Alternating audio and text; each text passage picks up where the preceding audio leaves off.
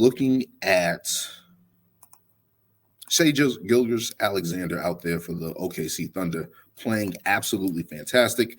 31.4 points per game, 6.3 assists, 5.7 rebounds, and leading the league in steals at 2.7 a game. The OKC Thunder are currently 21-9. That's second out west. I believe they have fifth best record in the league. OKC, people had joked. There was a couple people with projections saying that they can be fourth. They can be a top seed in the Western Conference. And people were like, oh, slow down. And especially with the way that Jalen Williams is playing for them. Chet Holmgren, who is obviously going to be in the Rookie of the Year conversation, especially with this team. And SGA leading the charge, especially with the Doc Rivers on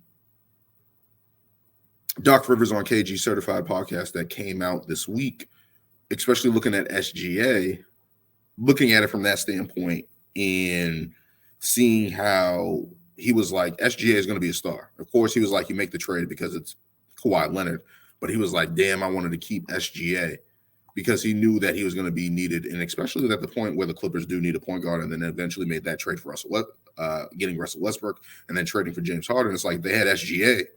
Who knows how things would have been clicking with that team, and especially defensively, SGA, Kawhi Leonard, and Paul George. That would have been something, man. That would have been something. But you got guys like Lorenzo Dort that is playing really well, shooting the ball really well, playing both sides of the ball. Jalen Williams, who I really like, who's been out of nowhere just stepped up in this big role and has just been impactful for the OKC Thunder.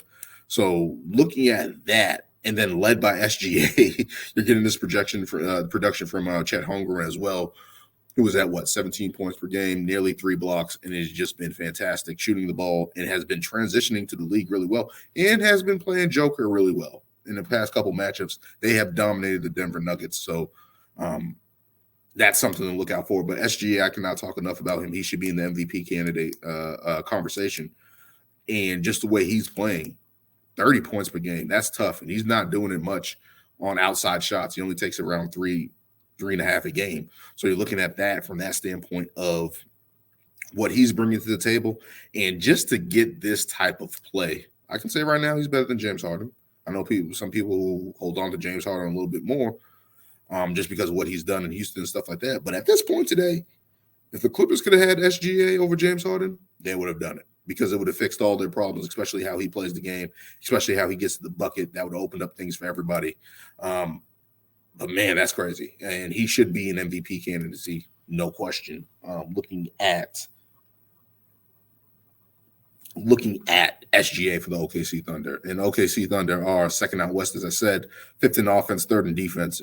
And that starts with SGA because he's playing both sides of the ball. He's scoring efficiently and leading the league in steals. He's doing it on both ends. And it's not no hogwash type of defense where it's like he's just playing the passing lanes. Nope, he's ripping people and getting the ball. That's what he's doing. He's killing them. He's killing them out there, man. He's killing them.